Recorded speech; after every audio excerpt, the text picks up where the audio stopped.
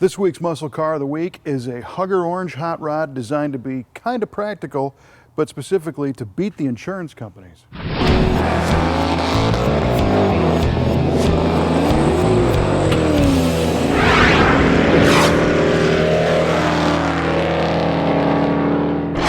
Most Chevrolet enthusiasts are familiar with the Yenko Chevrolet name. Don Yenko had a dealership in which he sold high-performance versions of Chevrolet cars, starting all the way back in '65 with the Yenko Stinger Corvair.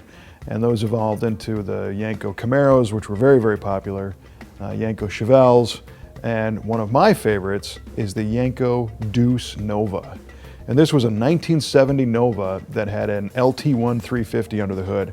Basically, Yenko took the Nova, which was a lightweight, low-budget stripper version of an economy car in 1970, and took the hottest Corvette small block you could get, which was the LT1, and stuffed it under the hood. The LT1 was also available in the Camaro, although it was rated a little bit less in power than the Corvette version. The Yenko Deuce LT1 is actually rated at the same spec as the Camaro version, but the whole purpose of the Yenko Deuce Nova was to get ahead of the incoming pressure from insurance companies who were making insurance rates higher and higher on big block muscle cars.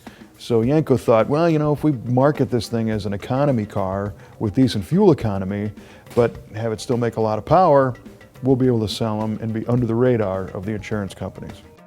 There's a bunch of Yenko cars in the brothers collection, but this Yenko Deuce Nova is one of my favorites.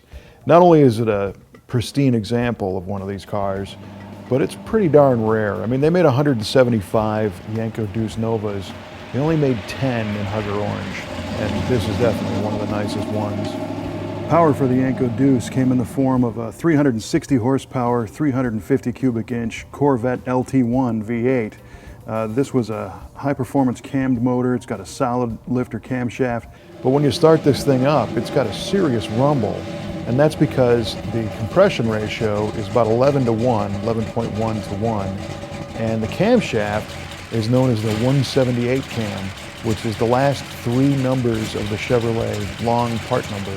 And this cam is also known as the 2430 cam, 24/30.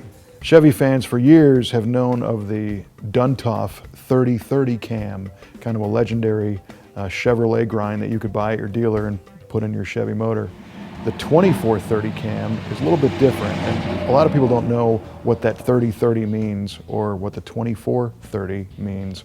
And on a solid lifter camshaft, you have to adjust the valve lash, and the 3030 cam meant the valve lash setting was 30 thousandths on the intake and the exhaust, 3030. The 2430 means 24 thousandths on the intake, 30 thousandths on the exhaust.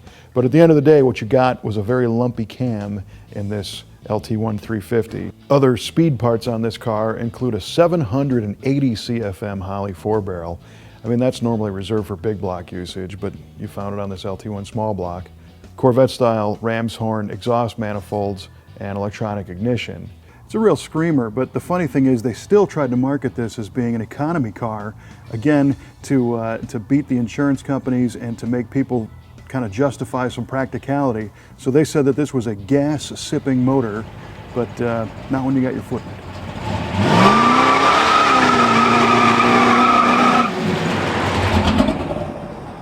The Yenko Deuce also had some suspension upgrades, the F41 package, heavy-duty shocks, sway bars. You could get these with either a Muncie M21 4-speed or a Turbo 400 automatic, and the rear axle is a GM 12-bolt with 430 gears.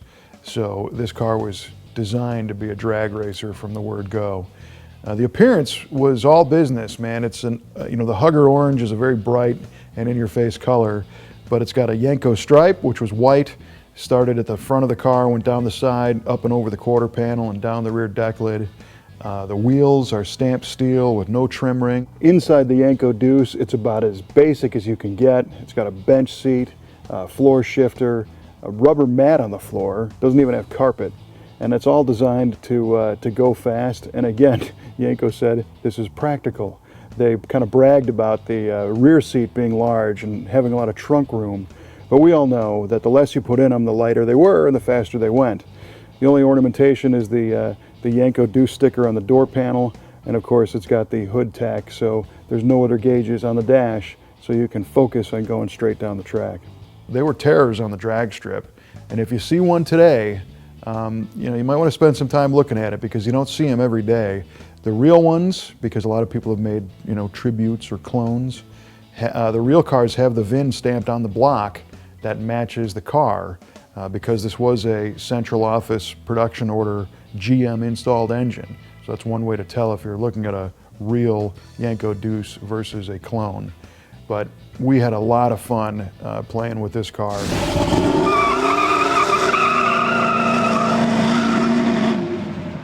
There's a lot to learn about these cars, and you can find out all kinds of information at a great website called Yenko.net.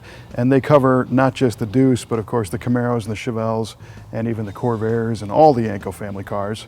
And if you want to learn more about this particular car, we've got photos and some extra info on our website at MuscleCarOfTheWeek.com. Of course, we've got our Facebook page. If you like stuff like this, share it with your friends. We think a lot of people want to see this kind of car. And also, we have a YouTube channel. If you subscribe to the channel, you'll never miss an episode of Muscle Car of the Week.